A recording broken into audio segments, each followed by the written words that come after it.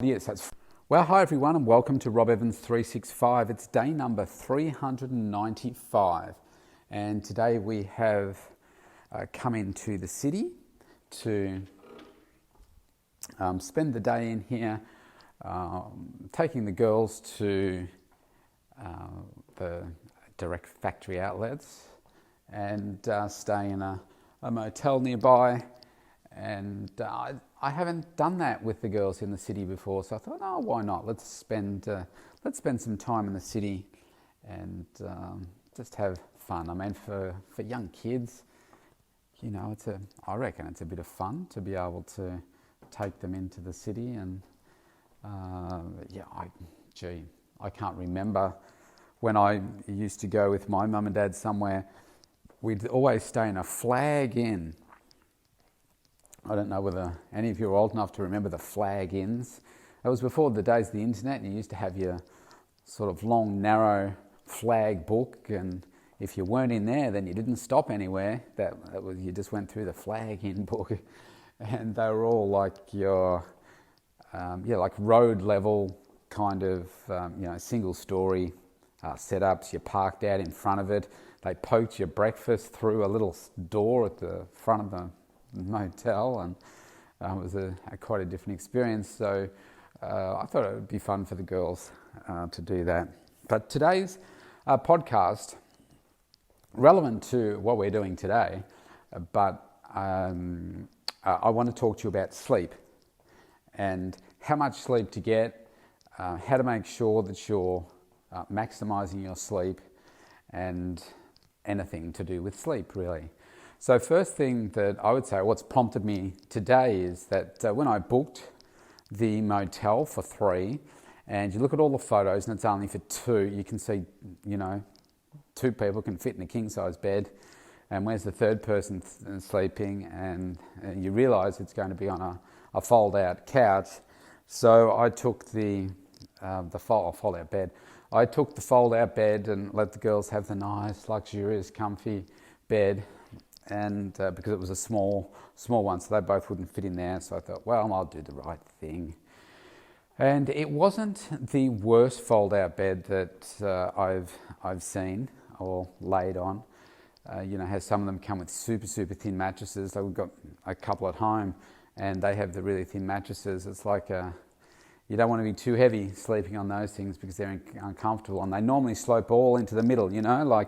Almost like a U shape, and it just doesn't matter where you roll, you end up rolling back down onto your back because it's just sloping inwards. And this one wasn't like that, but it had a lot of springs in it. The only trouble was you could feel the springs, and that's never an awesome experience. And they didn't have any sheets or a pillow or anything. There was one blanket. So I had to call them to say, can we have some sheets so I can make up the bed? They ended up coming up and doing it while I was out. They didn't put the blanket on the bed though. They just left it sitting there in a kind of a zip-up calico, is that how you say it, bag. And I had to do that myself, and just grabbed a pillow off the kids' bed to set myself up for the evening sleep. It's not a super comfortable bed, I can tell you. So it got me thinking back to my own bed and thinking about how comfortable that is and how often people get a poor night's sleep.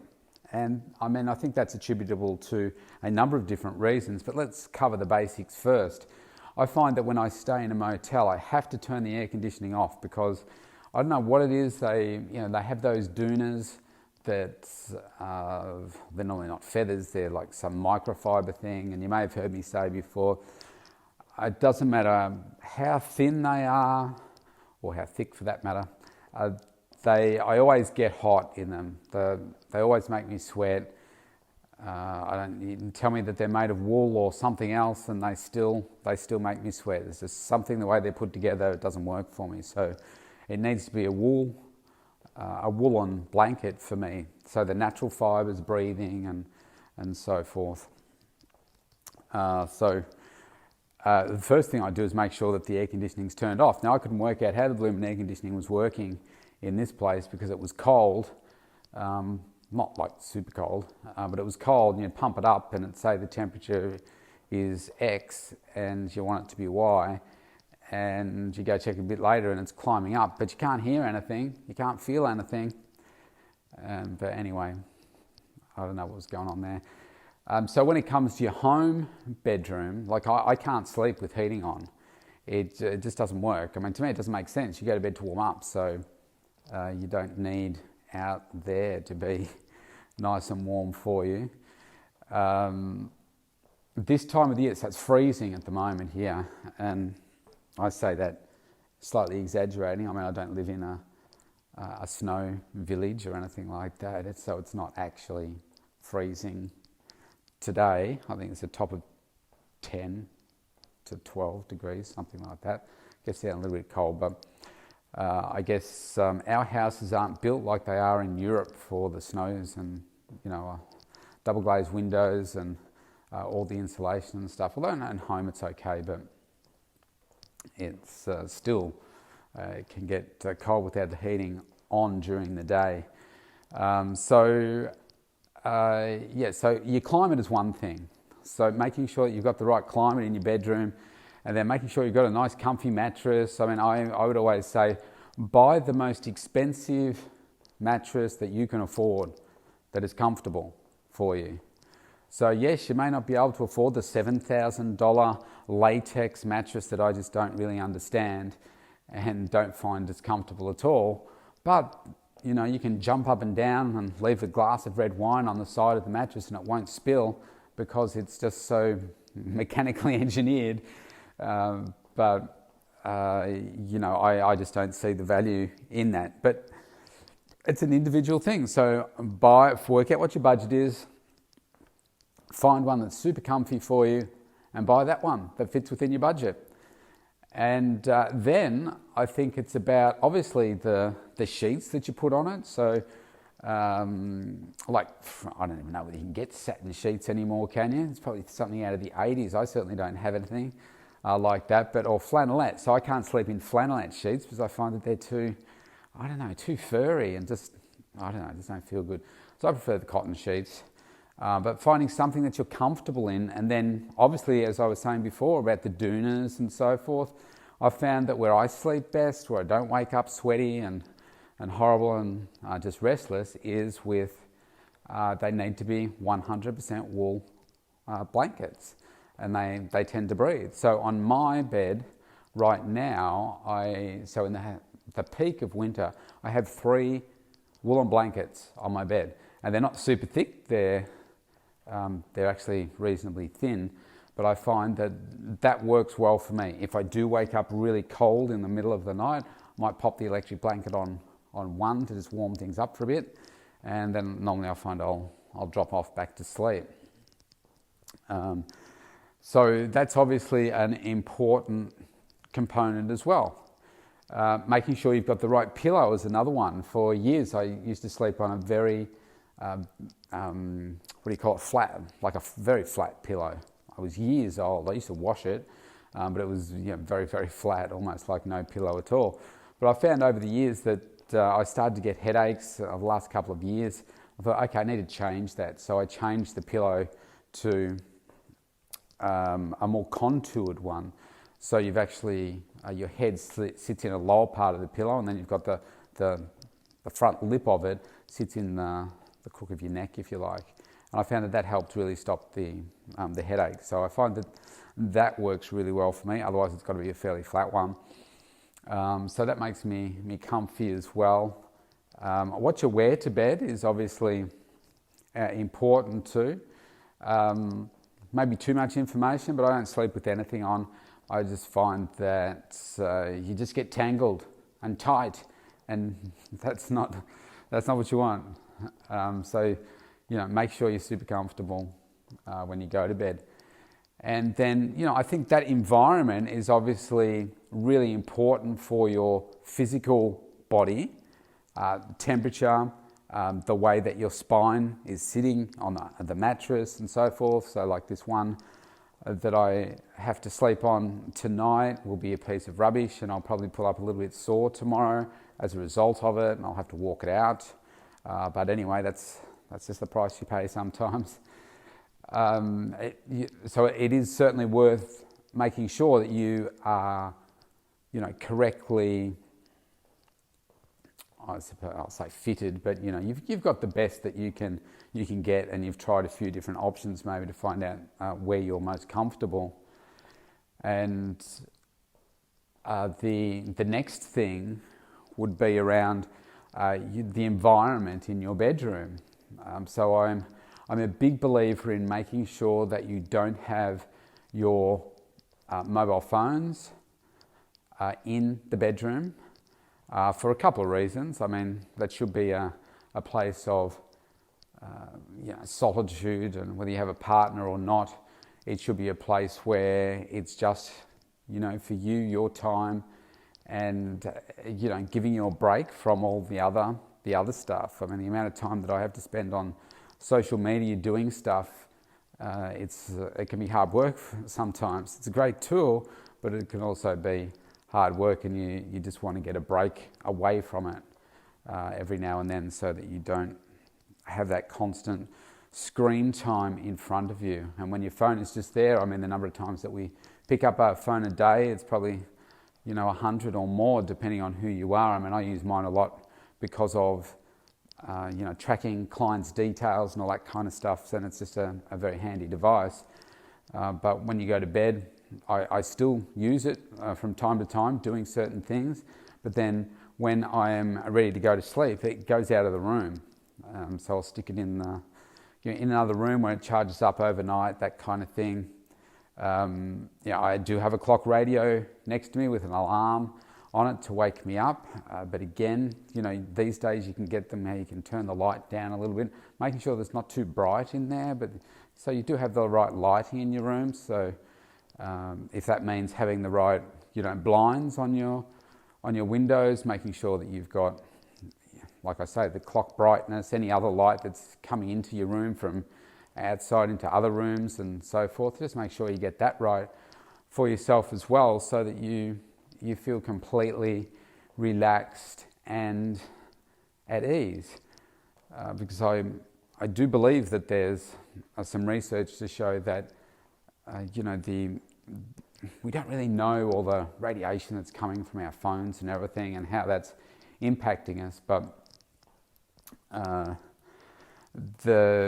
think there's a belief that sleeping within a metre of your mobile phone is going to basically age you, kill you sooner.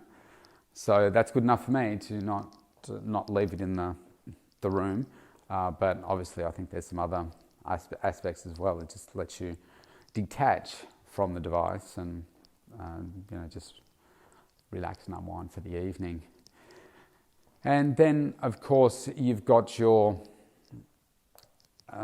whatever routine it is that you go through before you go to sleep.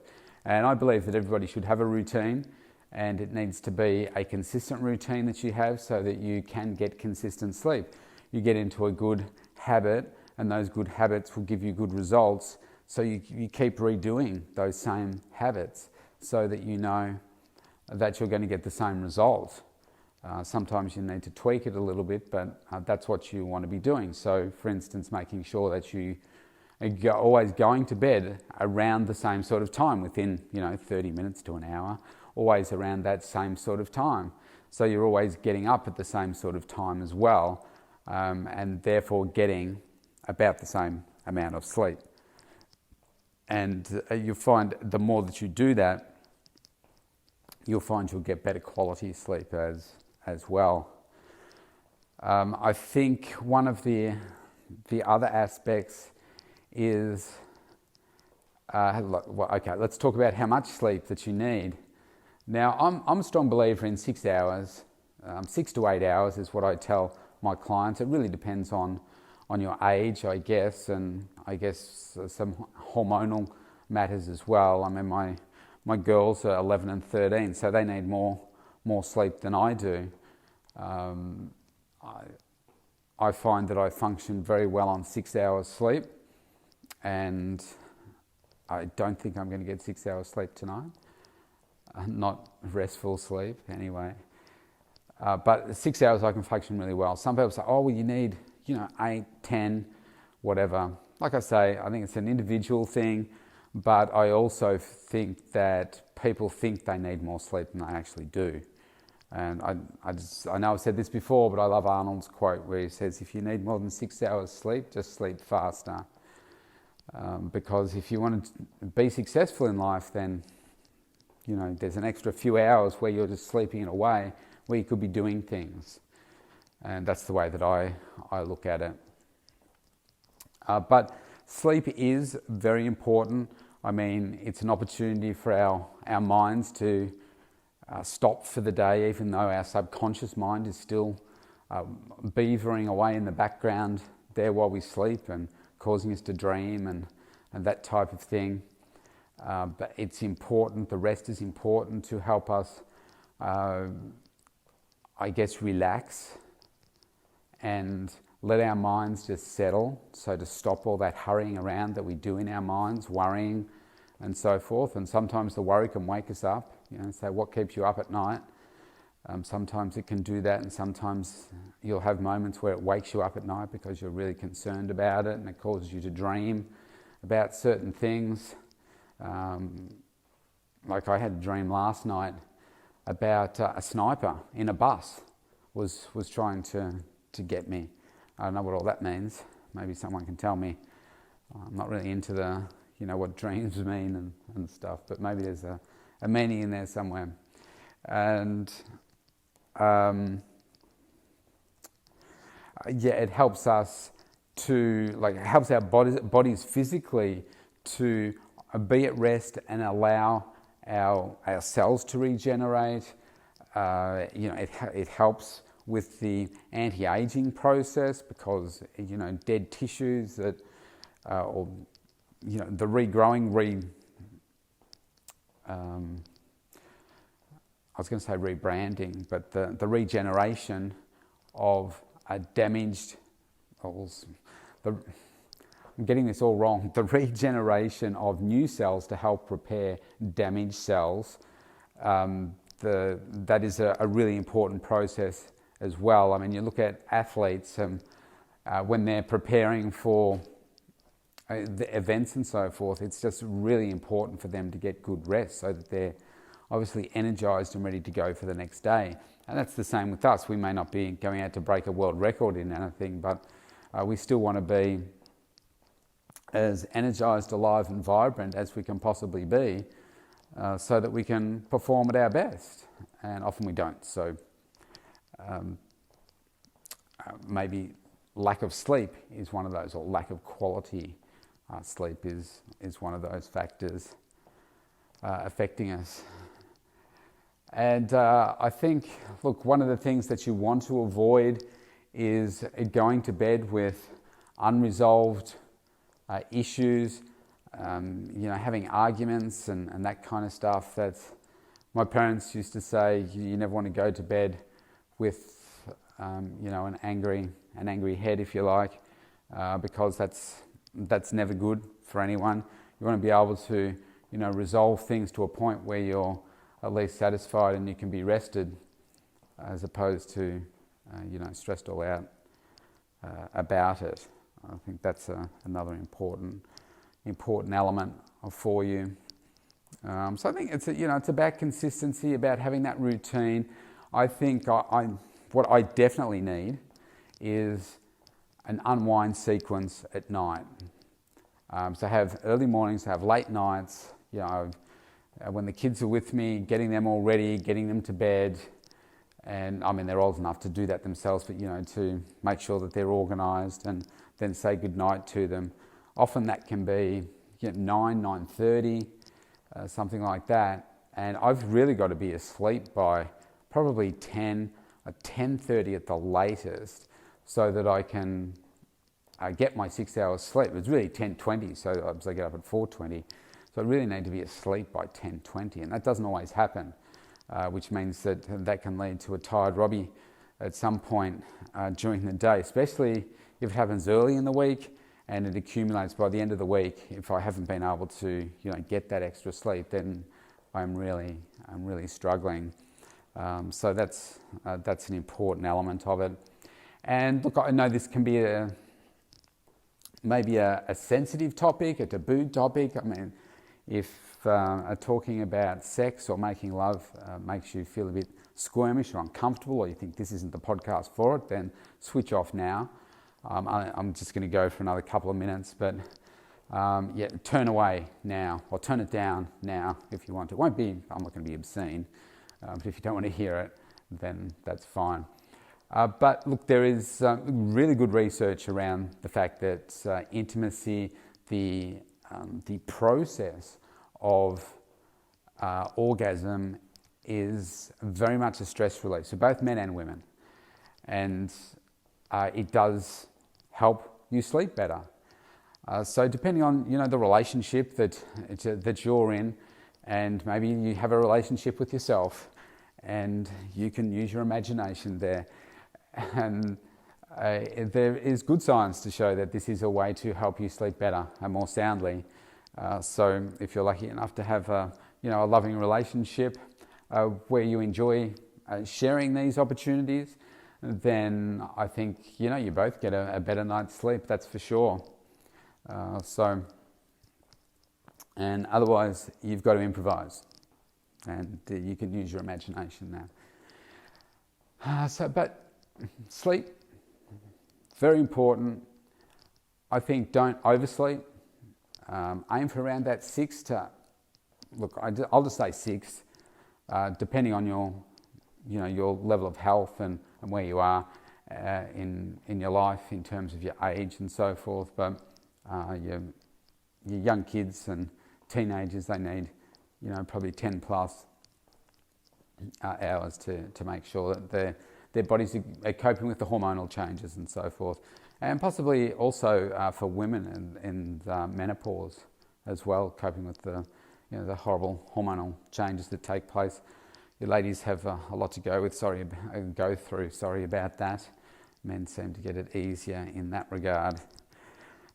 But don't underestimate how important it is. And I've run through a couple of different things here for you, but just have a look at your bed, your bedding, what you're wearing to bed, your toppers on the bed, whether they be a doona, blankets, whatever, your pillows, what's around your bed when you're asleep at night, where is the phone. Just try leaving it away from, out of the room. People say, I need it for my alarm. Go get an alarm clock. They cost about $10-15 or something, and put your phone away from you, because I don't think it's good for you to have it that close to your head. They talk about if it's within a metre of you while you sleep, then that's not good. So get it into another room. Just get into that habit, so that you don't just wake up in the morning and say, oh, let's see who's liked my Instagram page or photo, or who's liked me on Facebook, or that kind of stuff. And just get in a consistent routine. I think eating healthily as well, not having a big meal before you go to bed, just a light snack or something like that, some water, don't be drinking caffeine and things like that before you go to bed. That's not going to serve you well. But follow these tips, and I'm sure you'll get consistent and better quality sleep so that you can perform even better than you are right now. All right, I'd love to hear some comments, so feel free to post away. I'll talk to you tomorrow. I'll talk to you tomorrow. I'll talk to you tomorrow.